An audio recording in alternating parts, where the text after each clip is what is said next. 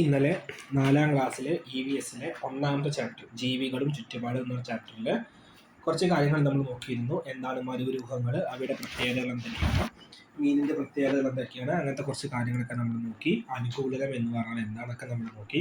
ഇനി നമ്മൾ അതിൻ്റെ ഒരു കണ്ടിന്യൂഷൻ ആയിട്ടുള്ള ബാക്കിയുള്ള ഭാഗങ്ങളാണ്. എന്താണ് ആവാസം അല്ലെങ്കിൽ എന്താണ് ഹാബിറ്റാറ്റ് എന്ന് നമുക്ക് നോക്കാം. ആവാസം അഥവാ ഹാബിറ്റാറ്റ് എന്ന് പറഞ്ഞു കഴിഞ്ഞാൽ ഒരു ജീവി ജീവിക്കുന്ന ചുറ്റുപാടാണ് അതിൻ്റെ വാസസ്ഥലം അഥവാ ആവാസം എന്ന് പറയുന്നത്. അപ്പോൾ നമ്മുടെ മനുഷ്യന്മാർ ജീവിക്കുന്ന നമ്മുടെ ആ വീടിൻ്റെ ചുറ്റുപാടിനെയാണ് നമ്മൾ എന്ത് പറയുക, നമ്മളതിനെ ആവാസം എന്ന് പറയുക. ഒരു കുളത്തിൽ ഒരു മീനുണ്ടെങ്കിൽ ആ മീൻ ജീവിക്കുന്ന കുളത്തിന് ചുറ്റുപാടിനെയാണ് നമ്മൾ എന്ത് പറയുന്നത്, ആവാസം എന്ന് പറയുന്നത്. അപ്പോൾ ഒരു ജീവി ജീവിക്കുന്ന ചുറ്റുപാടിനെയാണ് അതിൻ്റെ ആവാസം അഥവാ വാസസ്ഥലം അല്ലെങ്കിൽ ഹാബിറ്റാറ്റ് എന്ന് പറയുന്നത്. ജീവിയുടെ നിലനിൽപ്പിന് ആവശ്യമായ എല്ലാ ഘടകങ്ങളും ആവാസത്തിലുണ്ട്. ലൈക്ക് നമുക്ക് എന്ത് പറയാൻ പറ്റും, ഒരു ജീവിക്ക് ജീവിക്കാൻ ആവശ്യമായിട്ടുള്ള എല്ലാ തരത്തിലുള്ള കാര്യങ്ങൾ, ഭക്ഷണമാണെങ്കിലും അത് ചുറ്റുപറ്റി നിൽക്കുന്ന വാസസ്ഥലങ്ങളാണെങ്കിലും അങ്ങനെ എല്ലാ കാര്യങ്ങളും നമുക്ക് എവിടെ കാണാൻ പറ്റും, ആവാസ വ്യവസ്ഥയിൽ അല്ലെങ്കിൽ വാസസ്ഥലത്തിൽ നമുക്ക് കാണാം. ആവാസ വ്യവസ്ഥയല്ല, ആവാസത്തിൽ അതല്ലെങ്കിൽ വാസസ്ഥലത്തിൽ നമുക്ക് കാണാൻ പറ്റും. കുളം, പുഴ, വയൽ എന്നിവ ആവാസങ്ങൾക്ക് ഉദാഹരണമാണ്. കുളം, പുഴ, വയൽ എന്നിവ എന്തിന് ഉദാഹരണമാണ്, ആവാസങ്ങൾക്ക് ഉദാഹരണമാണ്. അപ്പോൾ നോക്കൂ, കുളം, പുഴ, വയൽ എന്നിവ അപ്പോൾ ആവാസങ്ങൾക്ക് ഉദാഹരണങ്ങൾ ചോദിച്ചു കഴിഞ്ഞാൽ നമുക്ക് എന്ത് പറയാം, കുളം പറയാൻ പറ്റും, പുഴ പറയാൻ പറ്റും, വയൽ പറയാം. എങ്ങനെയാണ് വയൽ ഒരു ആവാസത്തിന് ഉദാഹരണമായിട്ട് മാറുന്നത്? യെസ്, എന്താണ്, വയലിന് ചുറ്റിപ്പറ്റി ഇഷ്ടംപോലെ മണ്ണിരകൾ, തവളകൾ, അങ്ങനത്തെ പാമ്പുകൾ, ചെറിയ ചെറിയ പാമ്പുകൾ, അങ്ങനത്തെ ജീവികളൊക്കെ ഉണ്ട് അല്ലേ. അപ്പോൾ ഒരു ജീവി ജീവിക്കുന്ന ചുറ്റുപാടാണ് അതിൻ്റെ ആ വാസസ്ഥലം അഥവാ ആവാസം, അതല്ലെങ്കിൽ ഇംഗ്ലീഷിൽ നമ്മളതിന് ഹാബിറ്റാറ്റ് എന്ന് പറയുന്നത്. ആ ആവാസത്തിൽ അല്ലെങ്കിൽ ആ വാസസ്ഥലത്തിൽ നമുക്ക് ജീവിക്കുന്ന ഒരു ജീവിക്ക്, ഈ ജീവി എന്ന് പറയുമ്പോൾ അതിൽ മനുഷ്യന്മാർ ഉൾപ്പെടും കേട്ടോ. ഈ ഒരു ജീവിക്ക് അതിൻ്റെ നിലനിൽപ്പിന് ആവശ്യമായിട്ടുള്ള എല്ലാ ഘടകങ്ങളും എവിടെ ഉണ്ടാകും, ആ ആവാസത്തിൽ ഉണ്ടായിരിക്കും.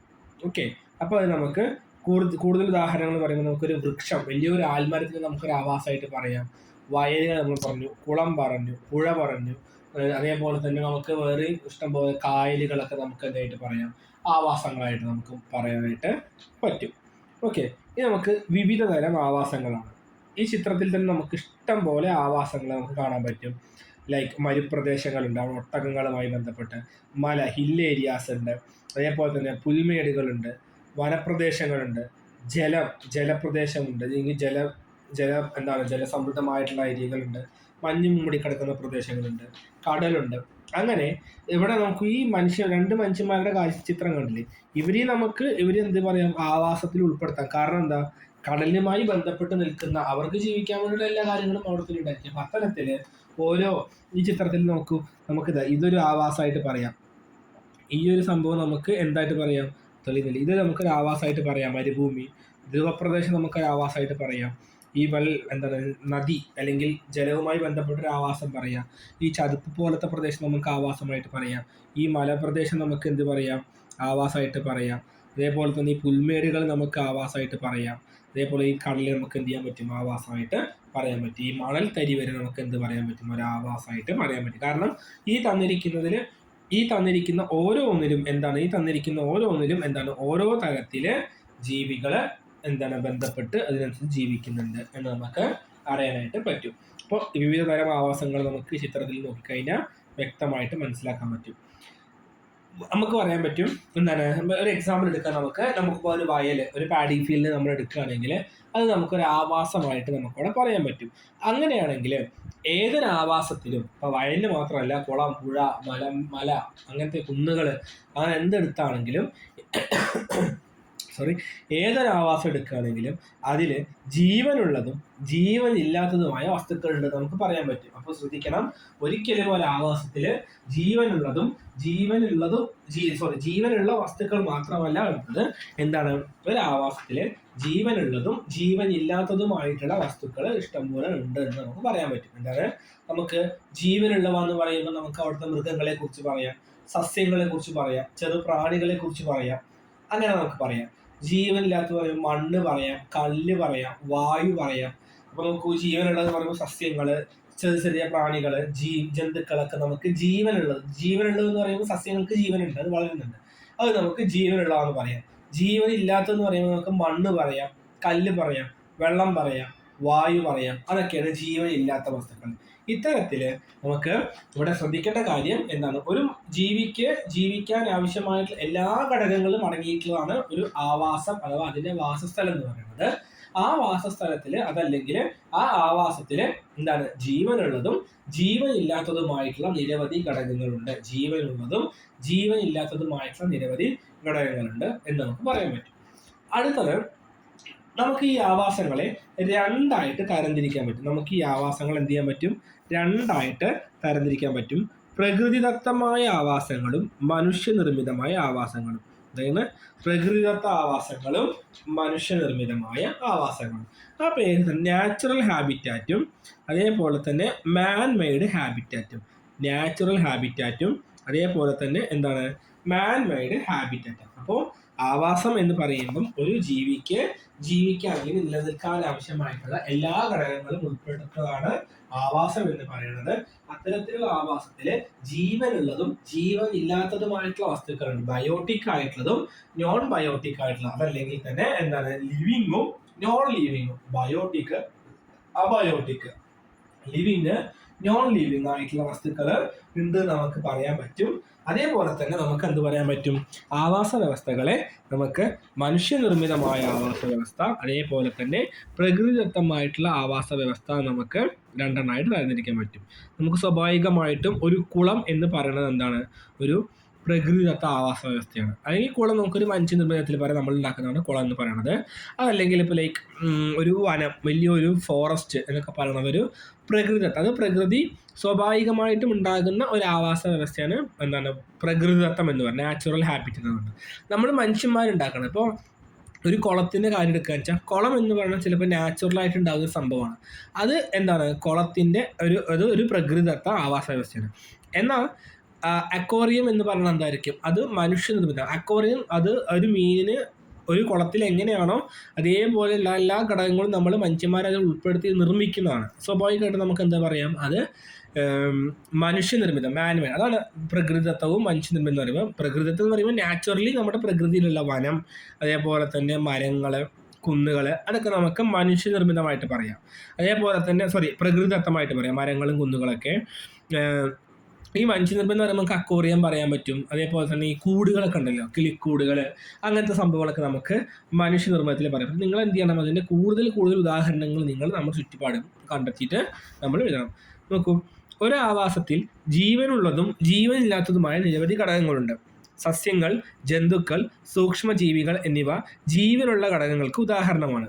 നമ്മൾ പറഞ്ഞ തന്നെയാണ്, ഒരു ആവാസത്തിൽ എന്താണ്, ജീവനുള്ളതും ഒരു ആവാസത്തിൽ ജീവനുള്ളതും ജീവനില്ലാത്തതുമായിട്ടുള്ള വസ്തുക്കളുണ്ട്. ഒരാവാസത്തിൽ ജീവനുള്ളതും ജീവനില്ലാത്തതുമായ നിരവധി ഘടകങ്ങളുണ്ട്. ഇമ്പോർട്ടൻ്റ് ആണ്, ചിലപ്പോൾ ചോദിക്കും, തന്നിരിക്കുന്നതിൽ ജീവനുള്ള വസ്തുക്കൾ ഏത്, ജീവനില്ലാത്ത വസ്തുക്കൾ ഏത്. അപ്പോൾ ഒരു ആവാസത്തിൽ ജീവനുള്ളതും ജീവനില്ലാത്തതുമായിട്ടുള്ള നിരവധി വസ്തുക്കളുണ്ട്. ജീവനുള്ള വസ്തുക്കൾക്ക് ഉദാഹരണമാണ് സസ്യങ്ങൾ. ജീവനുള്ള വസ്തുക്കൾക്ക് ഉദാഹരണമാണ് എന്ത്, സസ്യങ്ങൾ. ജീവനുള്ള വസ്തുക്കൾക്ക് ഉദാഹരണമാണ് സസ്യങ്ങൾ, ജന്തുക്കൾ, സൂക്ഷ്മജീവികൾ എന്നിവ ജീവനുള്ള വസ്തുക്കൾക്ക്. ഇത് റിപ്പീറ്റ് പറയണത് ശ്രദ്ധിക്കണം. സസ്യങ്ങൾ, നമ്മൾ ചിലപ്പോൾ ഓപ്ഷൻ തരുമ്പോൾ സസ്യങ്ങൾ ചിലപ്പോൾ എന്താവില്ല എന്ന് വിചാരിക്കും, നമ്മൾ ജീവനുള്ള വസ്തുക്കളാണെന്ന് വിചാരിക്കില്ല. സസ്യങ്ങൾ എന്താണ്, ജീവനുള്ള വസ്തുക്കൾക്ക് ഉദാഹരണമാണ്. സസ്യങ്ങൾ, ജന്തുക്കൾ, സൂക്ഷ്മജീവികൾ എന്നിവ ജീവനുള്ള ഘടകങ്ങൾക്ക് ഉദാഹരണങ്ങളാണ്. ജീവനില്ലാത്ത വസ്തുക്കളുടെ ഉദാഹരണം നമുക്ക് പറയുമ്പോൾ എന്ത് പറയാം, മണ്ണ്, വായു, ജലം. നമ്മൾ പറയാത്തൊരു കാര്യം ഉണ്ടായിരുന്നു, സൂര്യപ്രകാശം. മണ്ണ്, വായു, ജലം, സൂര്യപ്രകാശം എന്നിവയാണ് അല്ലെങ്കിൽ തുടങ്ങിയവയാണ് ജീവനില്ലാത്ത ഘടകങ്ങൾ. അപ്പോൾ നോക്കൂ, ജീവനുള്ള വസ്തുക്കളുണ്ട്. ഇവിടെ മനസ്സിലാക്കേണ്ട പ്രധാനപ്പെട്ട കാര്യം, ആവാസം എന്ന് പറയുന്നത് ഒരു ജീവിക്ക് ജീവിക്കാൻ ആവശ്യമായിട്ടുള്ള എല്ലാ ഘടകങ്ങളും ഉൾപ്പെടുത്തിയാണ് നമ്മൾ ആവാസം എന്ന് പറയുന്നത്. അതിൽ എന്താണ്, മനുഷ്യനിർമ്മിതമായിട്ടുള്ള ആവാസമുണ്ട്, പ്രകൃതിദത്തമായിട്ടുള്ള ആവാസമുണ്ട്, അതേപോലെ തന്നെ ജീവനുള്ള ഘടകങ്ങളുമുണ്ട്. ഒരു ആവാസത്തിൽ ജീവനുള്ള ഘടകങ്ങളുമുണ്ട്, ജീവനില്ലാത്ത ഘടകങ്ങളുമുണ്ട്. ജീവനുള്ള ഘടകങ്ങൾക്ക് ഉദാഹരണമാണ് സസ്യങ്ങൾ, ജന്തുക്കൾ, സൂക്ഷ്മജീവികൾ. സൂക്ഷ്മജീവികൾ എന്ന് പറഞ്ഞാൽ നമുക്ക് കണ്ടുകൊണ്ട് കാണാൻ കഴിയാത്ത ജീവികളാണ് സൂക്ഷ്മജീവികൾ. ജീവനുള്ള ഘടകങ്ങൾക്ക് ഉദാഹരണമാണ് മണ്ണ്, വായു, ജലം, സൂര്യപ്രകാശം തുടങ്ങിയവ. അപ്പോൾ ഇതിലേതെങ്കിലും ഒന്നുണ്ടെങ്കിലും അവിടെ എന്ത് നടക്കില്ല, ജീവികൾക്ക് ജീവിക്കാനായിട്ട് പറ്റില്ല. ഏതെങ്കിലും ഒരു വസ്തു മാത്രമേ ഉള്ളൂ എങ്കിൽ, ലൈക്ക് ഇപ്പോൾ ഒരു ആവാസത്തിൽ ജീവനുള്ള വസ്തുക്കൾ മാത്രമേ ഉള്ളൂ എങ്കിൽ അവിടെ എന്ത് ചെയ്യാൻ പറ്റില്ല, ജീവിക്കാൻ പറ്റില്ല. കാരണം എന്താ, ഈ മണ്ണും ജലമോ സൂര്യപ്രകാശമോ ഇല്ലാതെ ഒരിക്കലും ഒരു ജീവിക്ക് ജീവിക്കാൻ പറ്റില്ല, നിലനിൽക്കാൻ പറ്റില്ല. ഇനി ഒരു ആവാസത്തിൽ ജീവനില്ലാത്ത വസ്തുക്കൾ മാത്രമേ ഉള്ളൂ എങ്കിലോ അവിടെയും ഒരിക്കലും എന്ത് ചെയ്യാൻ പറ്റില്ല, ഒരു ജീവിക്ക് നിലനിൽക്കാനായിട്ട് പറ്റില്ല. ഇത്തരത്തില് ഒരാവാസം പൂർണ്ണമാകണമെങ്കിൽ, അല്ലെങ്കിൽ ഒരു ആവാസ വ്യവസ്ഥ കംപ്ലീറ്റ് ആവണമെങ്കിൽ, അല്ലെങ്കിൽ ഒരു വാസസ്ഥലം കംപ്ലീറ്റ് ആവണമെങ്കിൽ ജീവനുള്ളതും ജീവനില്ലാത്തതുമായിട്ടുള്ള വസ്തുക്കള് നമുക്ക് ആവശ്യമുണ്ട്.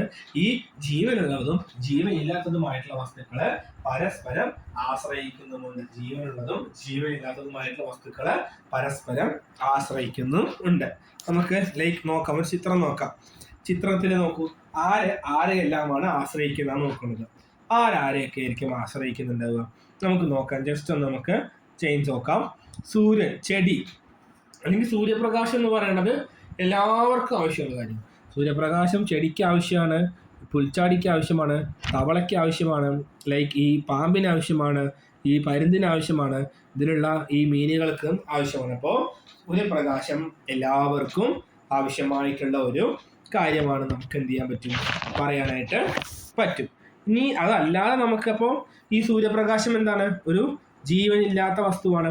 അതെന്ത് ചെയ്തു, അതെല്ലാവർക്കും ഉപയോഗപ്പെടുത്തി. ജീവനില്ലാത്ത വസ്തുവാണ്, അതുകൊണ്ട് അത് എല്ലാവർക്കും ഉപയോഗപ്പെടുത്തി. ജീവനില്ലാത്ത വസ്തുവാണ്. അപ്പോൾ എല്ലാ തരത്തിലും ഒരു ആവാസത്തില് ജീവനുള്ള വസ്തുക്കളും ജീവനില്ലാത്ത വസ്തുക്കളും ഉണ്ട്. എന്നാൽ ഈ ജീവനുള്ള വസ്തുക്കൾ മാത്രം കൊണ്ടോ അതല്ലെങ്കിൽ ജീവനില്ലാത്ത വസ്തുക്കൾ മാത്രം കൊണ്ടോ ഒരു ആവാസം നിലനിൽക്കുകയില്ല. അത് പരസ്പരം ആശ്രയിച്ച് നിൽക്കുന്നു എന്നൊരു പോയിന്റാണ്. ചിലപ്പോൾ നമുക്ക് സ്റ്റേറ്റ്മെന്റ് തരും, ഒരു ആവാസത്തിൽ ജീവനുള്ള വസ്തുക്കൾ മാത്രമേ ഉണ്ടാവുകയുള്ളൂ. തെറ്റാണ്. എന്താണ്, ഈ ചിത്രം നോക്കി നമുക്ക് മനസ്സിലാവും. ഇവിടെ ജീവനില്ലാത്തൊരു വസ്തുവാണ് എന്ത്, ഇവിടെ ജീവനില്ലാത്തൊരു വസ്തുവാണ് സൂര്യപ്രകാശം എന്ന് പറയുന്നത്. ഈ സൂര്യപ്രകാശം ഈ പുൽച്ചാടിക്ക് ആവശ്യമില്ലേ? ഈ സൂര്യപ്രകാശം എന്താണ്, ഈ പുൽച്ചാടിക്ക് ആവശ്യമില്ലേ? ഉണ്ട്. ഈ സൂര്യപ്രകാശം ഈ പുൽച്ചാടിക്ക് ആവശ്യമുണ്ട്, തവളയ്ക്ക് ആവശ്യമുണ്ട്, ചെടിക്ക് ആവശ്യമുണ്ട്, പാമ്പിന് ആവശ്യമുണ്ട്, ഈ കഴുകന് ആവശ്യമുണ്ട്, ലൈക്ക് ഈ മീനുകൾക്കും അതുമായി ബന്ധപ്പെട്ട എല്ലാ ജീവജാലങ്ങൾക്കും ആവശ്യമുണ്ട്. നമ്മൾ മനുഷ്യന്മാർക്ക് എന്താ ആവശ്യമുണ്ട്, ഈ സൂര്യപ്രകാശം. അപ്പോൾ ഇവിടെ എത്ര കാര്യം മനസ്സിലാക്കുക, ആവാസം എന്ന് പറയുന്നത് ഒരു ജീവിക്ക് നിലനിൽക്കാൻ ആവശ്യമായിട്ടുള്ള എല്ലാ ഘടകങ്ങളും ഉൾപ്പെടുത്തിയിട്ടുള്ള ഒരു വാസസ്ഥലത്തെയാണ് നമ്മൾ ആവാസം എന്ന് പറയുന്നത്, ഹാബിറ്റാറ്റ് എന്ന് പറയുന്നത്. അത് നമുക്ക് പ്രകൃതിദത്തമായിട്ടുള്ള വനങ്ങൾ, കുന്നുകൾ എന്നൊക്കെ പറഞ്ഞ പോലെ മരങ്ങൾ എന്ന് പറഞ്ഞാൽ പ്രകൃതിദത്തമായിട്ടുള്ള ആവാസ വ്യവസ്ഥയുണ്ട്. നമ്മൾ മനുഷ്യന്മാരുണ്ടാക്കുന്ന അക്വേറിയം പോലെയുള്ള കിളിക്കൂടുകളൊക്കെ പോലെയുള്ള മനുഷ്യനിർമ്മിതമായിട്ടുള്ള മാൻ മെയ്ഡ് ആയിട്ടുള്ള ആവാസ വ്യവസ്ഥയുണ്ട്. അതുപോലെ തന്നെ ഒരു ആവാസത്തിൽ ജീവനുള്ളതും ജീവനില്ലാത്തതുമായ വസ്തുക്കളുണ്ട്. ജീവനുള്ള വസ്തുക്കൾ ഉദാഹരണമാണ് എന്ത്, സസ്യങ്ങള്, ജീവികള്, സൂക്ഷ്മജീവികള്. ജീവനില്ലാത്ത വസ്തുക്കൾക്ക് ഉദാഹരണമാണ് മണ്ണ്, വായു, സൂര്യപ്രകാശം എന്നൊക്കെ പറയുന്നത്, ജലം എന്നൊക്കെ പറയുന്നത്. ജീവനുള്ള വസ്തുക്കളും ജീവനില്ലാത്ത വസ്തുക്കളും പരസ്പരം ആശ്രയിച്ച് നിൽക്കുന്നുണ്ട്, അല്ലെങ്കിൽ പരസ്പരം ആശ്രയിക്കുന്നുണ്ട് എങ്കിൽ മാത്രമേ എന്ത് ചെയ്യുള്ളൂ, ഒരു ആവാസ വ്യവസ്ഥ സമ്പൂർണ്ണമാവുകയുള്ളൂ എന്നും കൂടി നമുക്ക് ആവാസം സമ്പൂർണ്ണമാവുകയുള്ളൂ പറയാം. ഇനി നമുക്ക് എന്താണ് ആവാസ വ്യവസ്ഥ എന്ന് പറയാം. ജീവനുള്ള ഘടകങ്ങളും ജീവനില്ലാത്ത ഘടകങ്ങളും പരസ്പര ആശ്രയത്വത്തിൽ കഴിയുന്ന ചുറ്റുപാടാണ് ആവാസ വ്യവസ്ഥ. വൃക്ഷം, വയൽ, കുളം, അരുവി, കുന്ന്, കാവ് തുടങ്ങിയ ചെറിയ ആവാസ വ്യവസ്ഥകളാണ്. വനം, പുൽമേട്, മരുഭൂമി, കടൽ, ധ്രുവപ്രദേശം തുടങ്ങിയ വലിയ ആവാസ വ്യവസ്ഥ. അതായത് ജീവനുള്ള ഘടകങ്ങളും ജീവനില്ല, നമ്മൾ നേരത്തെ പറഞ്ഞില്ലേ ജീവനുള്ള ഘടകങ്ങൾ എന്തൊക്കെയാണ്, ജീവനില്ലാത്ത ഘടകങ്ങൾ എന്തൊക്കെയാണ്. അപ്പോൾ ജീവനുള്ള ഘടകങ്ങളും ജീവനില്ലാത്ത ഘടകങ്ങളും പരസ്പരാശ്രയത്വത്തിൽ കഴിയുന്ന ഒരു എന്താണ്, ഒരു സഹകരണത്തോടെ കഴിയുന്ന ചുറ്റുപാടാണ് നമുക്ക് എന്ത് പറയുന്നത്, ആവാസ വ്യവസ്ഥ എന്ന് പറയുന്നത്. ആവാസമാണ് എന്താണ്, ഒരു ജീവിക്ക് ജീവിക്കാൻ നിലനിൽക്കാൻ ആവശ്യമായ എല്ലാ ഘടകങ്ങളും ചേർന്നാണ് വാസസ്ഥലം അല്ലെങ്കിൽ ആവാസം എന്ന് പറയുന്നത്. എന്നാൽ ഇവിടെ എന്താ, ആവാസ വ്യവസ്ഥയാണ്, എക്കോസിസ്റ്റമാണ്. ജീവനുള്ള ഘടകങ്ങളും ജീവനില്ലാത്ത ഘടകങ്ങളും പരസ്പര ആശ്രയത്വത്തില് എന്താണ് മുന്നോട്ട് പോകുന്ന അല്ലെങ്കിൽ എന്താണ് കഴിയുന്ന ചുറ്റുപാടാണ് നമുക്ക് ആവാസ വ്യവസ്ഥ എന്ന് പറയുന്നത്, എക്കോസിസ്റ്റം എന്ന് പറയുന്നത്. അത് വൃക്ഷമുണ്ട്, വയലുണ്ട്, കുളം, അരുവി, കുന്ന്, കാവ് എന്നൊക്കെ പറയുമ്പോൾ അത് ചെറിയ ആവാസ വ്യവസ്ഥകളാണ്. എന്തൊക്കെയാണ്, വൃക്ഷം, വയൽ, കുളം, അരുവി, കുന്ന്, കാവ് തുടങ്ങിയവ ചെറിയ ആവാസ വ്യവസ്ഥകളാണെങ്കിൽ വനം, പുൽമേട്, മരുഭൂമി, കടൽ, ധ്രുവപ്രദേശം തുടങ്ങിയ വലിയ ആവാസ വ്യവസ്ഥകളാണ്. വനം, പുൽമേട്, മരുഭൂമി, കടൽ, ധ്രുവപ്രദേശം തുടങ്ങിയ വലിയ ആവാസ വ്യവസ്ഥകളാണ്. ഇനി നമുക്ക് നമ്മുടെ നാട്ടിൽ ഈ കുന്നിടിക്കലും അങ്ങനത്തെ കാര്യങ്ങളൊക്കെ വരികയാണെങ്കിൽ ഒരു തരത്തിലൊരു ആവാസ വ്യവസ്ഥ എന്ത് ചെയ്യാൻ പറ്റും, തകരുന്നുണ്ട്. അതേപോലെ തന്നെ വനം വെട്ടി നശിപ്പിക്കുമ്പോഴൊക്കെ നമുക്ക് എന്ത് ചെയ്യാൻ പറ്റും, ആവാസ വ്യവസ്ഥ ഇതാക്കാനൊക്കെ ആയിട്ട് നമുക്ക് പറ്റും. നമ്മൾ ഇനി ഇതിൽ ഈ പാഠത്തിൽ ഏറ്റവും ഇമ്പോർട്ടൻ്റ് ആയിട്ടുള്ള ഏരിയയാണ് നമ്മളിപ്പോൾ കംപ്ലീറ്റ് ആക്കിയത്. ഇനി നമ്മളിതിൽ പറയണത് മലിനീകരണത്തെ കുറിച്ചിട്ടാണ്. നമ്മുടെ ചുറ്റുപാടും ഇതിന് കുറച്ച് ഡീറ്റെയിൽ ആയിട്ട് പറയാനില്ലെങ്കിൽ പോലും കുറച്ച് കാര്യം ശ്രദ്ധിക്കുക. നമ്മുടെ ചുറ്റുപാടും നിരവധി തരത്തിലുള്ള മലിനീകരണങ്ങൾ നമുക്ക് കാണാൻ പറ്റും. വായു മലിനീകരണം, ജലമലിനീകരണം, മണ്ണ് മലിനീകരണം, ശബ്ദ മലിനീകരണം അങ്ങനെ തുടങ്ങിയിട്ട് നിരവധി മലിനീകരണങ്ങൾ കാണാൻ പറ്റും. ഇപ്പൊ നമ്മൾ 2021 വർഷങ്ങളിലൊക്കെ തന്നെ കോവിഡ് വന്നു കഴിഞ്ഞപ്പോൾ നമുക്ക് എല്ലാവർക്കും ലോക്ക്ഡൌൺ പോലെ നമ്മളെല്ലാവരും കുറേ കാലങ്ങളൊക്കെ ചെറുപ്പത്തിൽ ഓർമ്മ ഉണ്ടാവും എന്നറിയില്ല, എല്ലാവരും ലോക്ക്ഡൌൺ ഒക്കെ ആയിട്ട് നമ്മൾ വീട്ടിലൊക്കെ ഇരുന്നിരുന്നു. അതായത് ആർക്കും പുറത്തിറങ്ങാൻ പറ്റില്ല, പുറത്തിറങ്ങി കഴിഞ്ഞാൽ നന്നായിട്ട് അസുഖം വരുന്ന ഒരു അവസ്ഥ ഒക്കെ ഉണ്ടായിരുന്നു. അങ്ങനെ ആയിരുന്നപ്പോൾ ഭൂമിയില് നമ്മുടെ ലോകത്തില് മലിനീകരണം വളരെ കുറഞ്ഞു, പൊല്യൂഷൻ വളരെ കുറഞ്ഞു. അപ്പൊ നോക്കൂ, ഇന്നത്തെ കാലത്ത് മലിനീകരണം നല്ല കൂടുതലാണ്. മനുഷ്യന്മാര് പുറത്തേക്ക് ഇറങ്ങാതിരുന്ന, വീടിനുള്ളിൽ നിന്ന് പുറത്തേക്ക് ഇറങ്ങാതിരുന്ന് കഴിഞ്ഞാൽ എന്താ സംഭവിക്കുന്നത്, മലിനീകരണം കുറയുന്നത്. അപ്പോൾ ഒരൊറ്റ കാര്യം ശ്രദ്ധിച്ചാൽ മതി, നമ്മുടെ നാട്ടില് വായു മലിനീകരണം, ജലമലിനീകരണം, മണ്ണ് മലിനീകരണം, അതേപോലെ തന്നെ ശബ്ദ മലിനീകരണം, അങ്ങനെ കുറേ മലിനീകരണങ്ങൾ നമുക്ക് കാണാൻ പറ്റും. ഈ മലിനീകരണത്തിനൊക്കെ കാരണം ആരാണ്? അത് മനുഷ്യന്മാരാണ്. ഈ മലിനീകരണത്തിനൊക്കെ കാരണം ആരാണ്?